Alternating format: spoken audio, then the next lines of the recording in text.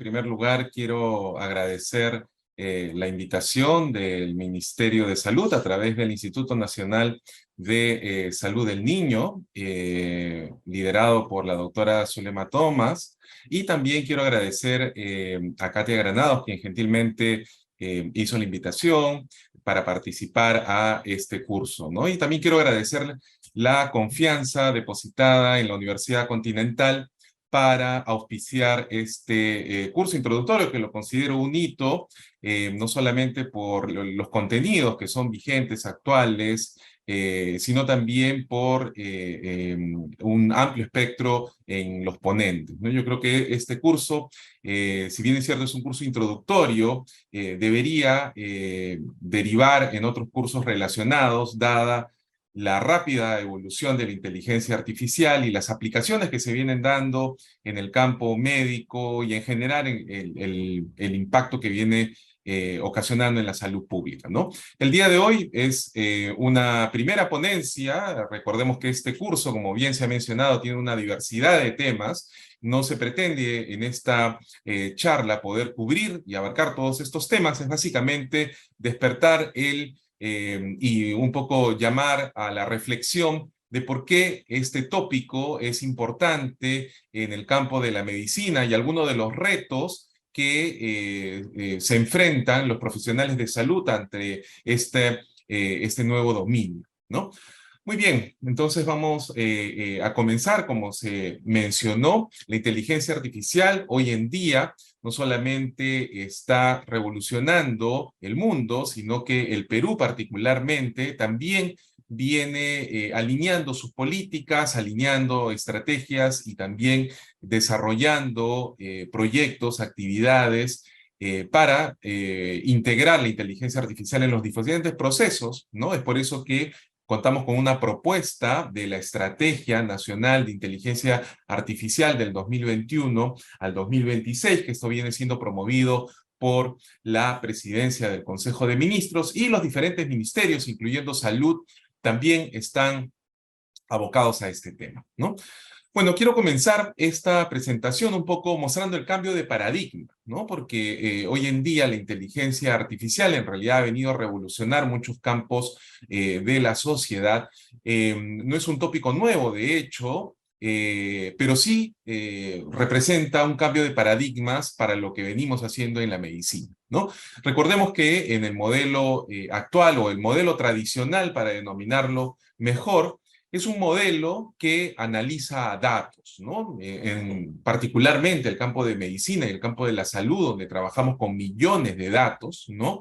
Usualmente y típicamente, tradicionalmente, a través de las diferentes herramientas, e inclusive de manera institucional, a través de las oficinas de estadística e informática, estos datos se analizaban, se describían, se trataban de explicar fenómenos, y se podía inferir a futuro los posibles comportamientos, ¿no? Comportamientos que podían ayudar a una mejor toma de decisiones y unas políticas basadas en datos o políticas basadas en evidencias, ¿no? Para eso utilizábamos las técnicas tradicionales de las estadísticas descriptivas e inferenciales. Y es por eso que en las currículas de los programas de medicina, en las currículas de los programas de salud y en general en las currículas universitarias, se lleva el curso de estadística, ¿no? Justamente abordando este modelo. Sin embargo, ya en los últimos años y en el mundo, en las últimas décadas, ¿no?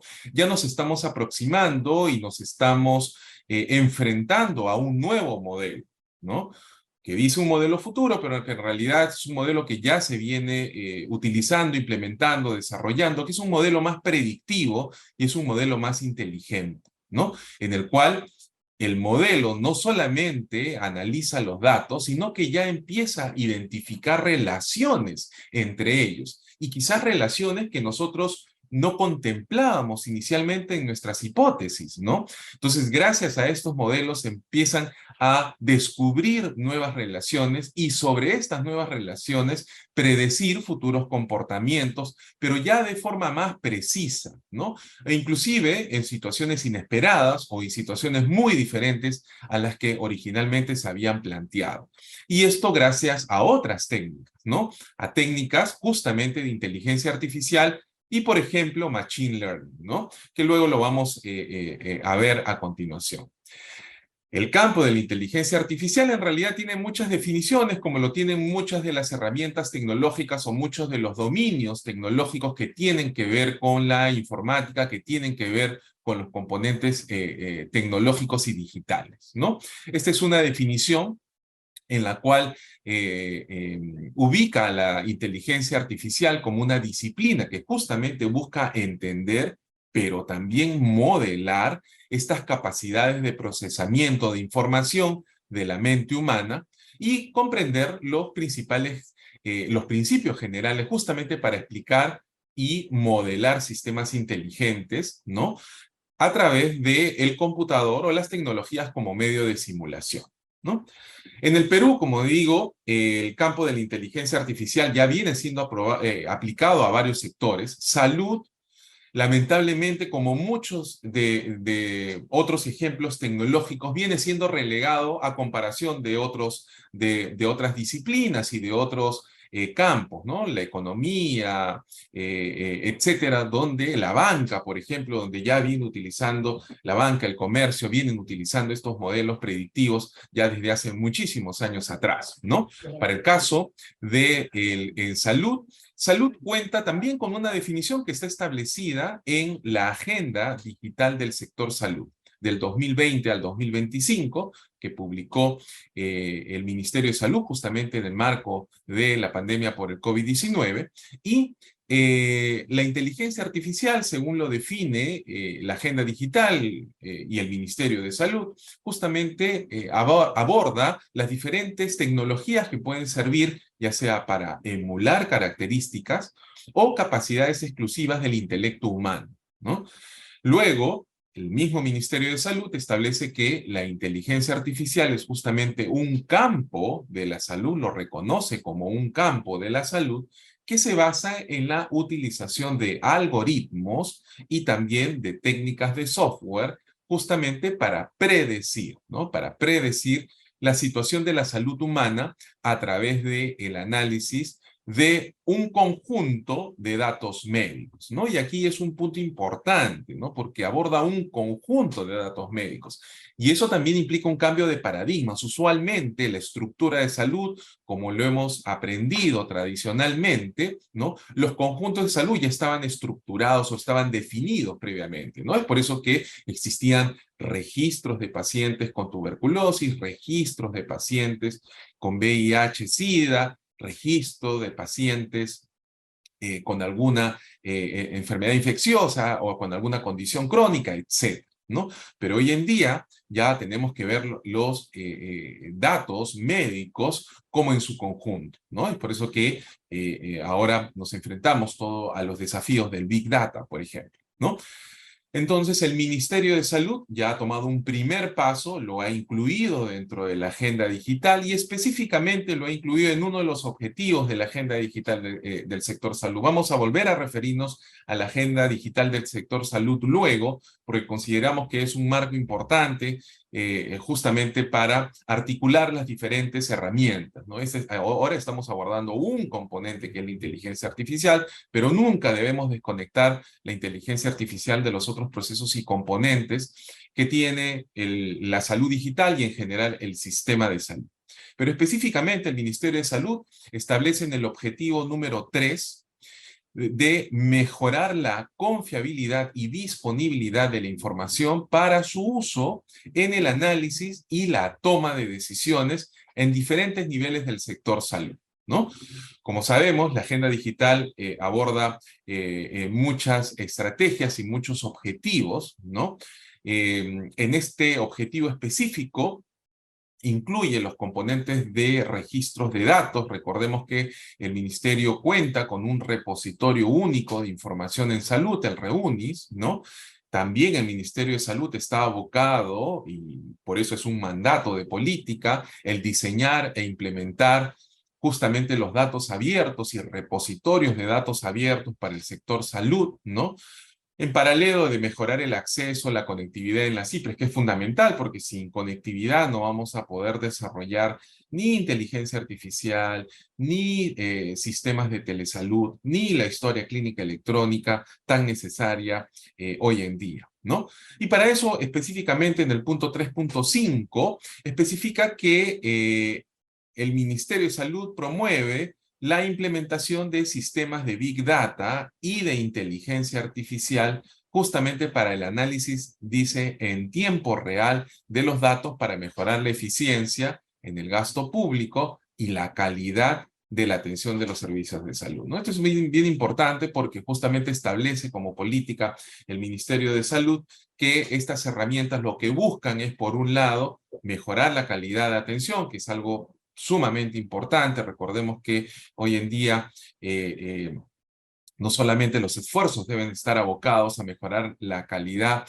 de atención, sino también la eficiencia, ¿no? La eficiencia en el gasto, que es uno de los indicadores también bien importantes, y justamente se espera que con la implementación de estos sistemas de inteligencia artificial pueda contribuir a la mejora de estos indicadores, ¿no? Sin embargo, como sabemos, la implementación de este objetivo específico no solamente va por el tema de presupuesto, ¿no? Recordemos que si queremos implementar un sistema de Big Data o de inteligencia artificial para mejorar la calidad de atención, tenemos que ver en qué procesos, ¿no?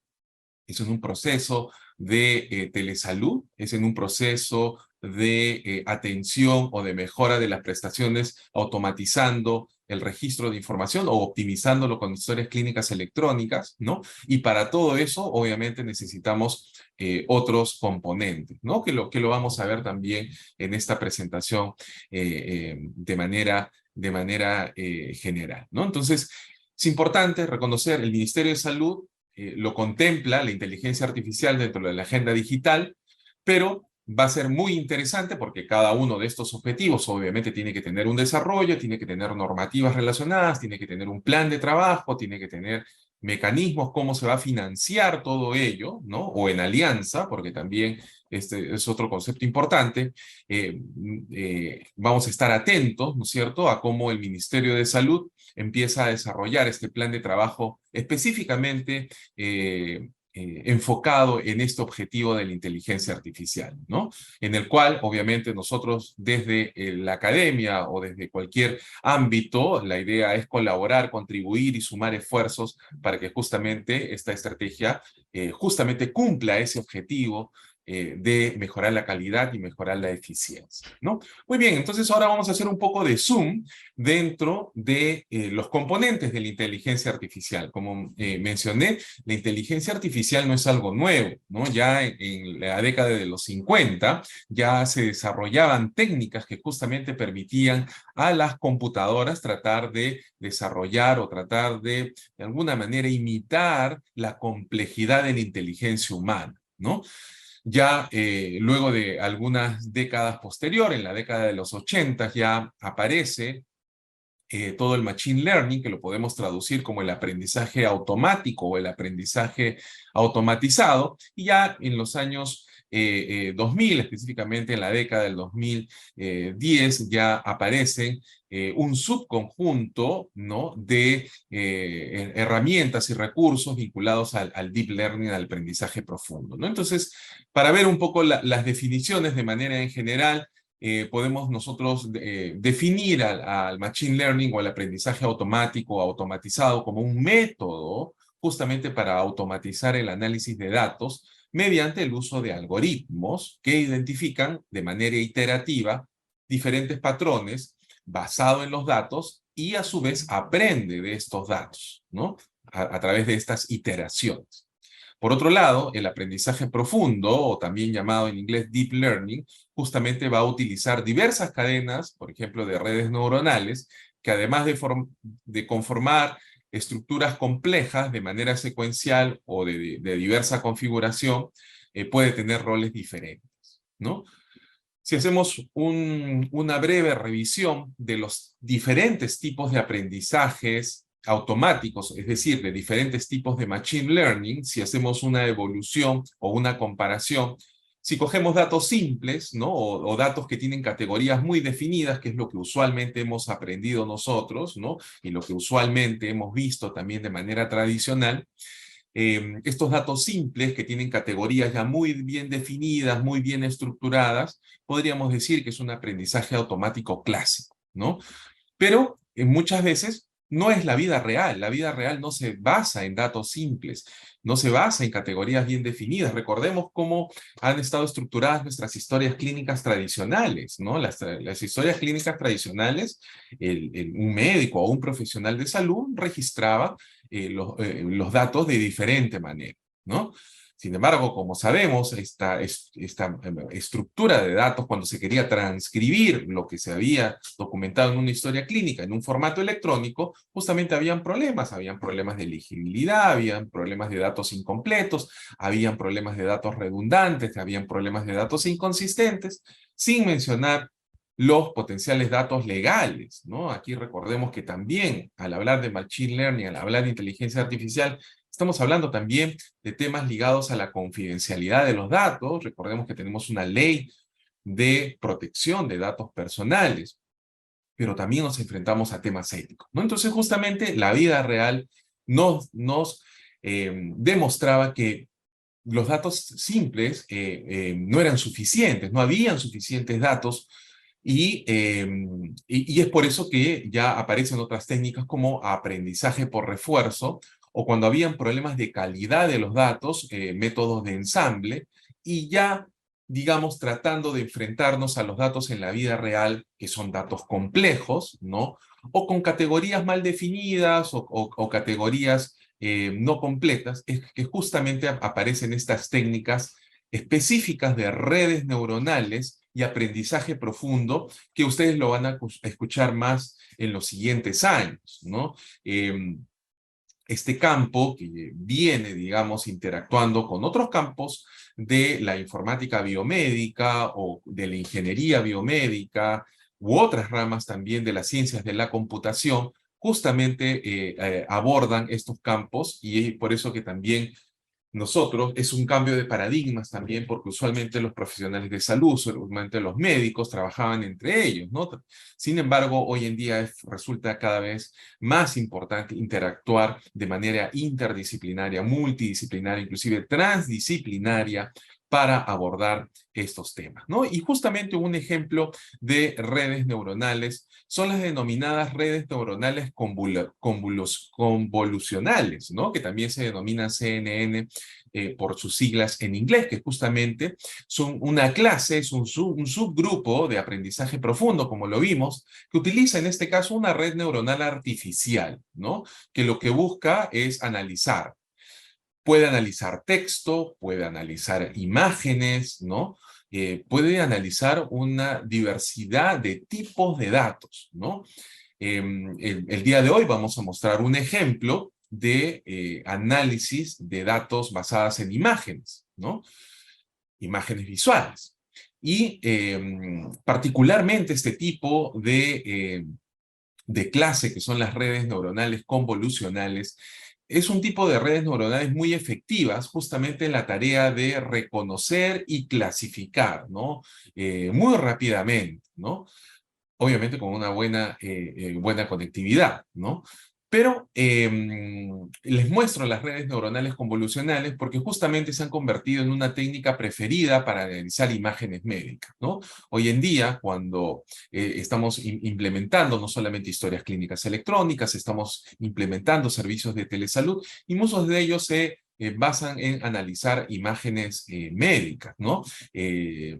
La teleradiología, por ejemplo, utiliza muchas de estas imágenes. Y ya que contamos con una gran cantidad de imágenes, justamente se pueden convertir, y eso es otro punto importante, estas herramientas tecnológicas se pueden convertir en unos grandes aliados para el soporte para la toma de decisiones, ¿no? Recordemos que estoy mencionando soporte para la toma de decisiones de un médico, soporte para la toma de decisiones de un especialista, un radiólogo, por ejemplo, soporte para la toma de decisiones que al final también va a redundar o redundaría en un mejor soporte también para la toma de decisiones de un paciente, de un usuario de servicios de salud, ¿no? No solamente estas tecnologías pueden ser de gran ayuda para un profesional de la salud, sino también de gran ayuda para un paciente, para un usuario de los servicios de salud, ¿no? Entonces, en este caso específico, justamente estas redes neuronales convolucionales se pueden convertir en un gran aliado para analizar imágenes médicas como complemento y como soporte para la toma de decisiones, ¿no? Lo que se denomina en inglés los Computer Decision Systems, ¿no? Que también lo vamos a ver mucho en los siguientes años, ¿no? Y aquí les voy a mostrar un primer ejemplo de cómo, por ejemplo, rutinariamente se podría utilizar un sistema de inteligencia artificial. En este caso, abordamos en una investigación que comenzamos hace algunos años en colaboración con diferentes instituciones, con la Universidad de Massachusetts en Estados Unidos, en colaboración con socios en salud y algunos otros colaboradores nacionales e internacionales. Justamente tratamos de enfrentar uno de los grandes problemas que aún tenemos, ¿no? Uno de ellos es la tuberculosis, ¿no? Recordemos que es fundamental un diagnóstico oportuno de un paciente que tiene tuberculosis, que presenta síntomas, para que pueda y no solamente tener el diagnóstico certero, sino también que si presenta el diagnóstico de tuberculosis pueda iniciar tratamiento oportuno, justamente porque la evidencia nos muestra que si un paciente recibe su tratamiento de manera oportuna, se diagnostica de manera oportuna, los desenlaces van a ser mejor que un diagnóstico tardío, ¿no?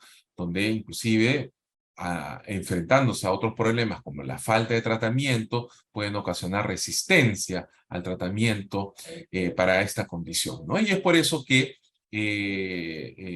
enfrentarnos también a otros retos de que no tenemos suficientes profesionales de salud en todo el Perú, justamente también la idea era ver cómo una herramienta tecnológica podía resolver o podía atender o podía contribuir, ¿no?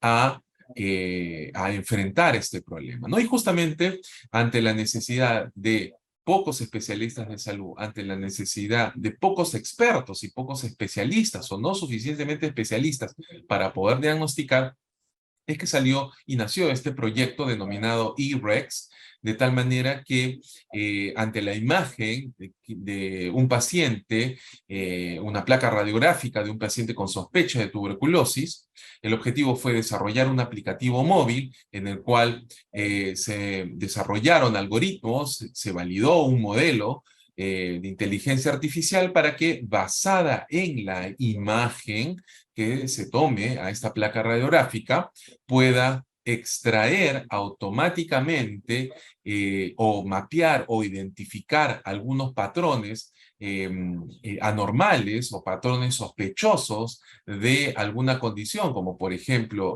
tuberculosis, de tal manera que utilizando a través de estas redes neuronales convolucionales pueda clasificar automáticamente, mapear esas zonas en las cuales el modelo reconocería manifestaciones de tuberculosis, ¿no? A través de las diferentes manifestaciones de tuberculosis.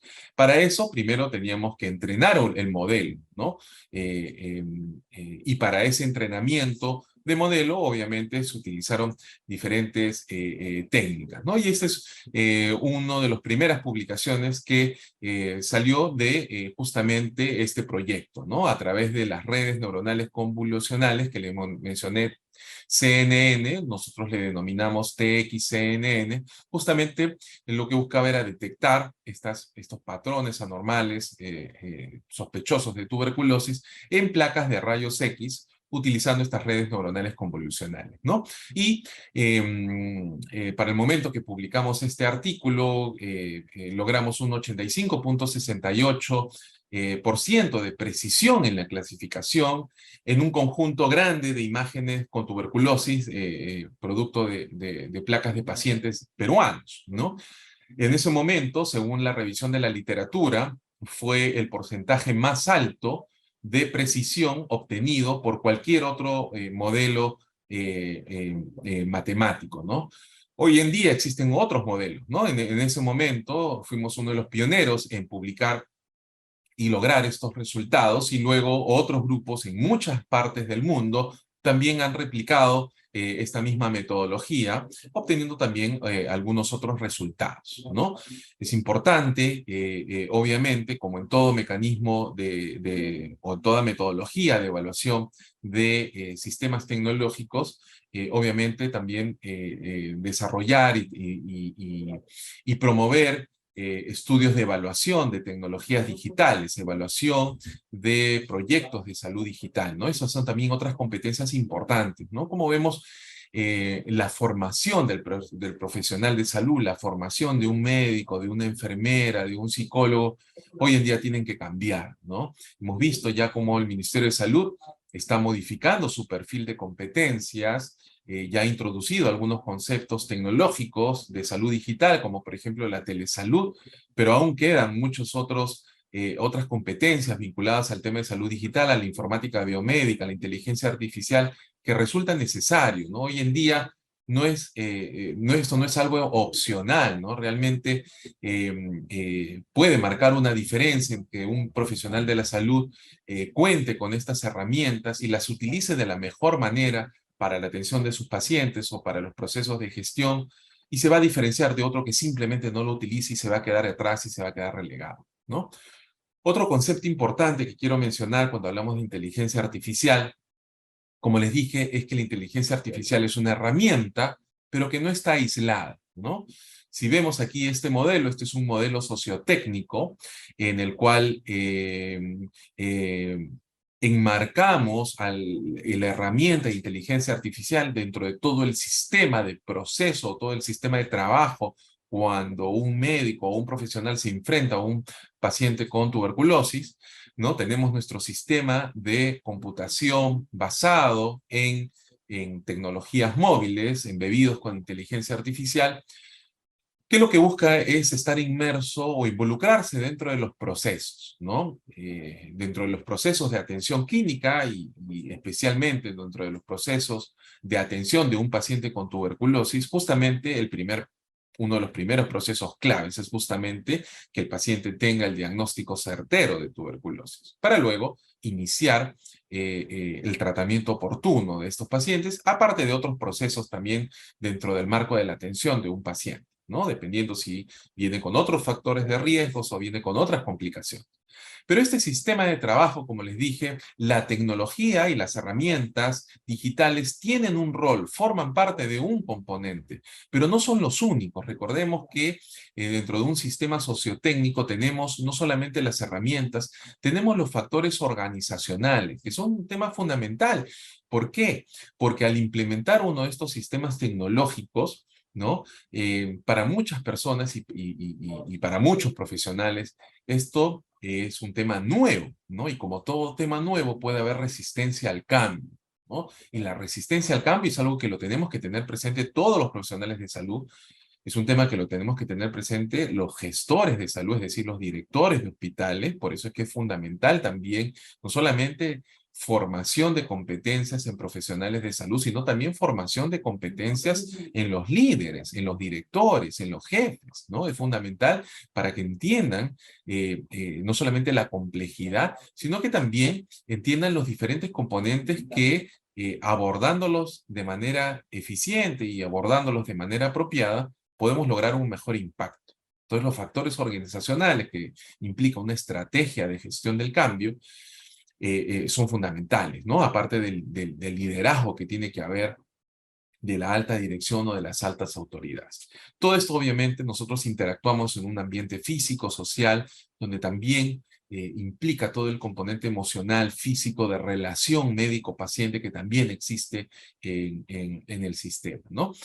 Una vez con el sistema de trabajo, con los procesos enfrentados, es que justamente lo que buscamos son los mejores resultados, los mejores desenlaces, ¿no? Desenlaces, esperamos, positivos en nuestros pacientes y desenlaces en el resultado de personal y de la organización, que justamente está alineado al objetivo de inteligencia artificial que establece el Ministerio de Salud en su agenda digital. Como vimos, establece dos resultados esperados. Uno, mejorar la calidad de atención del paciente y segundo, mejorar la eficiencia y la efectividad de estos procesos, ¿no? Entonces siempre tenemos que tener en cuenta también estos indicadores. ¿Hay otros indicadores? Claro, también hay otros indicadores, ¿no? Pero, digamos, estamos centrándonos en el marco de este ejemplo en estos dos resultados principales, ¿no? Entonces, de nuevo, recalcando, el rol que tienen los factores socioculturales y el enfoque de un sistema sociotécnico ayudaría mucho a conceptualizar y transparentar los diferentes elementos cuando nos enfrentemos a la implementación de un sistema de inteligencia artificial o de un sistema cualquiera en realidad que involucre tecnologías en salud, ¿no? Es importante siempre trabajar con un marco o con un enfoque de sistemas, ¿no? ¿Por qué? Porque, vuelvo a repetir, los sistemas de inteligencia artificial no son aislados, ¿no? Ni buscamos que el sistema o el aplicativo per se me vaya a resolver el problema, ¿no?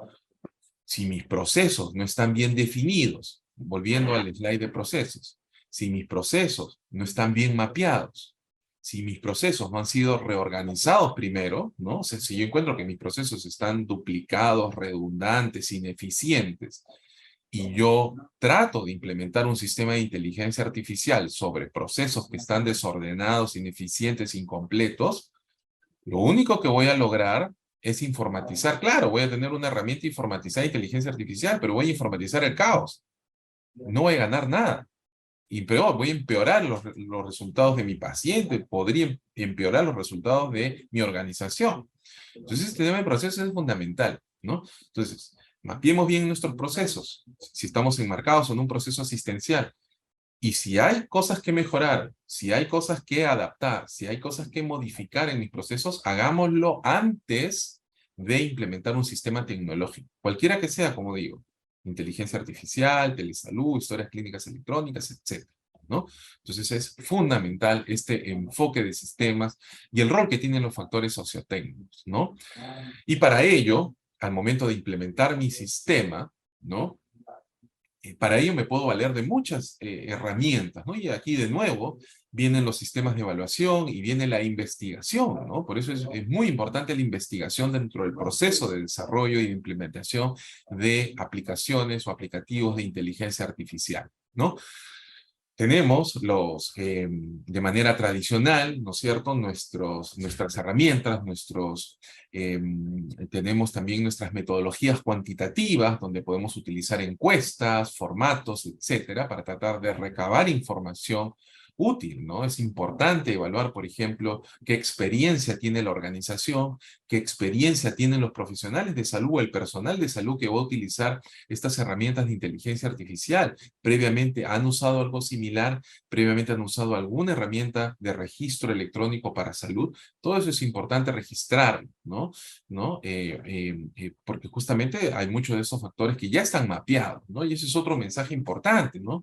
Aquí no debemos reinventar la rueda, ya hay muchas metodologías, muchos formatos, muchos cuestionarios ya validados para los diferentes procesos de implementación de un sistema de inteligencia artificial, ¿no?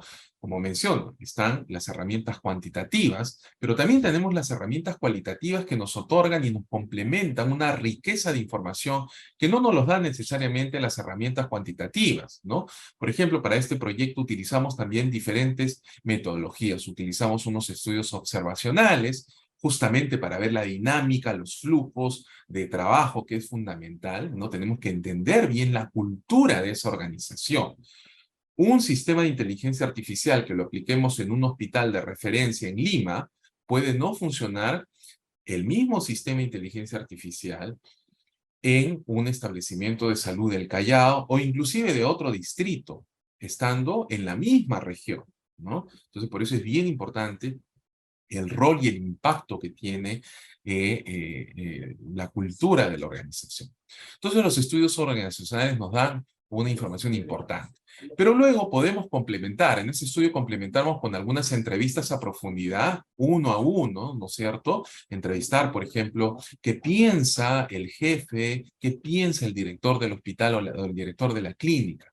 Algunos, es importante entrevistar también a algunos líderes influentes, ¿no? No solamente los jefes de servicio, ¿no? Claro, los jefes de servicio obviamente tienen un rol importante, pero identifiquemos también cuando especialmente implementemos sistemas de salud digital, sistemas de inteligencia artificial, identifiquemos también a estos líderes, ¿no? Denominados también champions, ¿no? Que tienen un efecto influyente en su grupo, ¿no? Que pueden ser grupos de residentes, grupos de asistentes, que tienen un liderazgo, lo escuchan a esta persona, ¿no?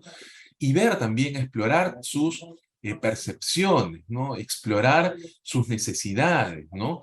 Lo que espera de un sistema, ¿no? Porque luego esta persona influyente también lo va a compartir con su red, ¿no? Recordemos que el enfoque en redes también es fundamental y lo podemos implementar, también podemos mapear, podemos investigar durante el proceso de implementación de un sistema de inteligencia artificial. Obviamente esto idealmente es involucrar, y este es otro mensaje importante que quiero compartir, lo ideal es involucrar a nuestros usuarios finales, ya sean profesionales de salud, personal de salud o inclusive médicos, involucrarlos en lo posible lo más pronto del proceso de implementación o inclusive en el diseño de un proyecto que tenga esta magnitud de inteligencia artificial. Mientras de manera más precoz, de manera inicial podamos incorporar a nuestros usuarios finales, vamos a tener no solamente mayor información, vamos a poder inclusive implementar de manera conjunta inclusive, ¿no? Hoy día existen herramientas de diseño centrada en el usuario, de user interface, etcétera, que los mismos usuarios pueden ser partícipes y de eso también los ayuda a ellos a ponerse la camiseta e involucrarse en el proyecto también, porque lo toman el proyecto como suyo, no lo ven como un proyecto distante que viene de la alta dirección o viene del MINSA y que tiene que ser implementado sí o sí, ¿no? Entonces, involucrar a nuestros usuarios finales es fundamental y para eso nos ayudan estas técnicas de estudios, tanto cuantitativos como cualitativos, como entrevistas a profundidad o como grupos focales, ¿no? Ya con profesionales de salud, con personal de salud, inclusive con pacientes. También podemos tener grupos focales también para evaluar sus percepciones, sus necesidades, sus comportamientos, ¿no? Es un tema fundamental, ¿no? Muy bien, entonces ya hablamos de los componentes socioculturales, pero también nuestra agenda de salud digital, nuestra agenda digital del sector salud, también establece otro modelo, ¿no? Un modelo que lo denominamos la casa digital, que en realidad no es algo nuevo tampoco. Nosotros cuando tuvimos la oportunidad de estar en el Ministerio de Salud, allá por 2011, 2012, se comenzó a trabajar también cuál puede ser un modelo para implementar nuestros sistemas de información en Perú. Y para eso adoptamos algunos modelos, básicamente el modelo ISO, y establecimos en una resolución ministerial, que es la 297-2012 MINSA, el marco conceptual que buscaba fortalecer justamente los sistemas de información, en donde de manera sencilla esta casa digital se constituye en algunas bases y algunas columnas. La base fundamental es la infraestructura, que está contenida, la conectividad, el equipamiento, los servidores, el personal que gestiona estos servicios y la interoperabilidad de estos componentes tecnológicos. Muchas veces, y esto usualmente lo manejan las oficinas de tecnologías de información, que lo tienen la mayoría de hospitales, clínicas, etcétera, ¿no? Sin embargo, esta capa no es suficiente, ¿no? Necesitamos una segunda capa más compleja, a lo cual lo denominamos la infraestructura, ¿no? La infraestructura es este componente de información en salud, y quizás es el componente que mayores desafíos nos viene dando actualmente en el sector salud, donde en el centro de esta capa de infraestructura tenemos a la historia clínica electrónica. Recordemos que nosotros tenemos normatividad de historia clínica electrónica desde el año 2011. Desde el 2011 ya está definido la diferencia entre una historia clínica electrónica, que tiene el componente de firma digital, de una historia clínica informatizada, por ejemplo, ¿no? Y para esto necesitamos también trabajar con algunos componentes importantes dentro de la capa de infraestructura. Mencionamos los procesos, ¿no? Que es un tema importante, pero también hay otro concepto clave aquí, que es el componente de los estándares de datos, ¿no? Y por eso es que cobra especial relevancia cuando hablamos de inteligencia artificial, porque los estándares de datos justamente es la estructura que en realidad la tenemos definida en el sector salud desde el año 2005, es decir, tenemos ya 18 años de una normativa, que es un decreto supremo, el decreto supremo 024-2005, que establece justamente estos set de estándares de datos. ¿Cómo vamos a identificar a un usuario de salud? ¿Cómo vamos a identificar un procedimiento? ¿Cómo vamos a identificar a un profesional de la salud? Eso ya está definido desde el año 2005, obviamente, del 2005 al 2023.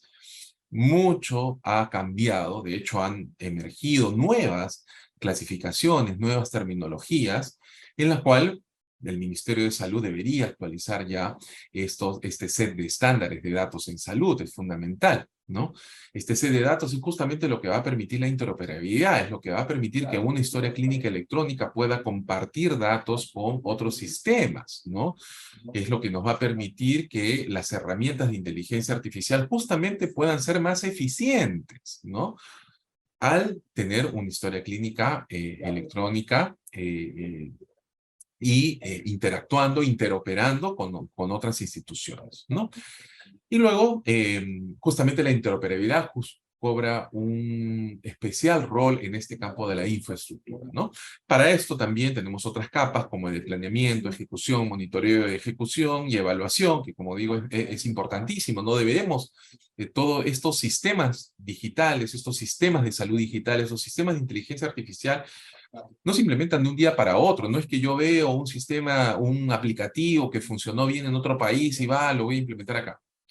No, para eso tiene que haber una adecuada planificación, porque como digo, el aplicativo es un componente, pero tenemos otros componentes que tienen que estar suficientemente bien engranados, bien conectados y alineados obviamente a las normativas, pero no solamente a las normativas del MINSA, tenemos más de 20 normativas solamente que tienen que ver con el campo de la interoperabilidad de la historia clínica electrónica, pero tenemos otras normativas también y otras regulaciones que vienen también por otros sectores. Mencionamos la ley de protección de datos personales, ¿no? Tenemos todo el componente ético que cobra una especial importancia, tenemos ley de banda ancha, tenemos ley de telesalud, ¿no? Es decir, tenemos un conjunto de regulaciones que todas ellas se conectan, ¿no?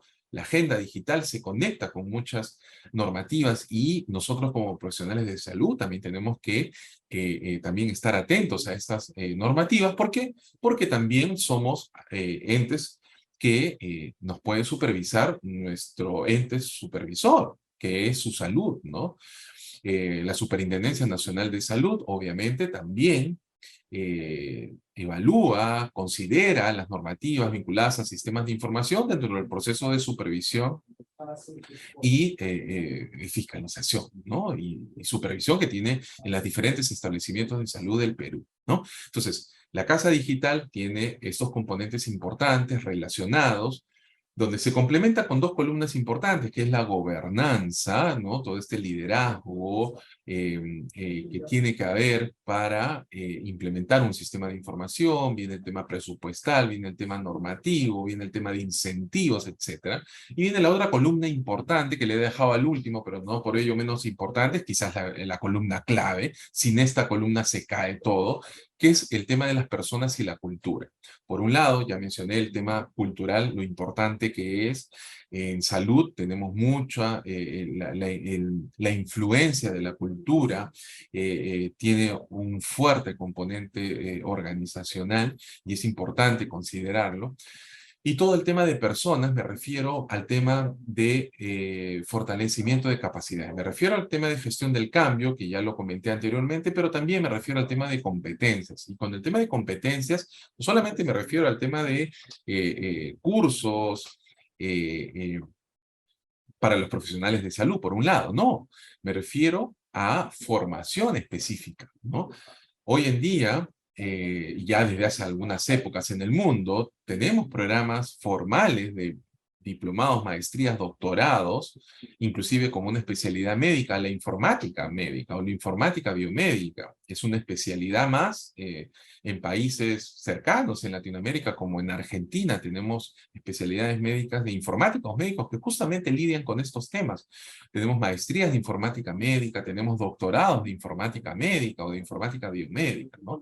Porque existe una especialidad que justamente forma parte del grupo core de salud, ¿no? Inclusive hablando de organización, existen posiciones como la de Chief Information Officer, ¿no? De oficial de la información. No es oficial de seguridad de la información, que tienen ya muchas instituciones, sino de oficial de información, ¿no? De Chief Information Officer, que justamente trabaja de la mano con el líder de la organización, llámese el director médico o el gerente médico, justamente mapeando todos estos temas de uso de data, ¿no? De uso ético de data, de qué herramientas de inteligencia artificial pueden complementarse, integrarse para darle mayor valor a los datos y tener mejores decisiones y tener mayor efectividad en la organización, etcétera, ¿no? Pero no solamente capacitar o brindar formación a los profesionales de salud, sino también, como digo, a los gerentes, a los que toman decisiones, a los directores médicos, a los jefes de servicios. Fundamental también que ellos tengan todo este know-how y no solamente estas herramientas, no solo el conocimiento, sino que tengan posibilidad de interactuar, ¿no? E inclusive para los pacientes, ¿no? Los pacientes también se enfrentan a ello. Nuestra agenda digital también establece que el paciente va a tener su portal de salud del paciente, ¿no? Esperemos que también esté pronto. Esto requiere también un nivel de alfabetización en salud, ¿no? Porque también puede haber fácilmente una resistencia, ¿no? Obviamente, ¿cómo voy a compartir mis datos de salud, ¿no? Todo esto tiene que manejarse muy bien, ¿no? Y hay temas que ya el paciente se está enfrentando, el usuario de salud, ¿no? Que ya desde hace años entraba a Google, por ejemplo, para buscar sobre su condición de salud. Hoy en día con el chat GPT, los pacientes también ingresan sus síntomas y les puede salir diagnósticos, por ejemplo, ¿no? Y se lo pueden llevar al médico, ¿no? Y decirle, mire, esto es lo que me diagnosticó ChatGPT basado en los síntomas, basado en estos exámenes auxiliares. ¿Qué piensa usted, no? Y obviamente los profesionales de salud tienen que estar también atentos a estas nuevas tecnologías, ¿no? Y enfrentar y tener la mejor predisposición y las herramientas necesarias para poder guiar, para poder recomendar también al paciente recursos que le puedan ser útiles, ¿no? Como digo, la tecnología per se no es buena o mala, ¿no?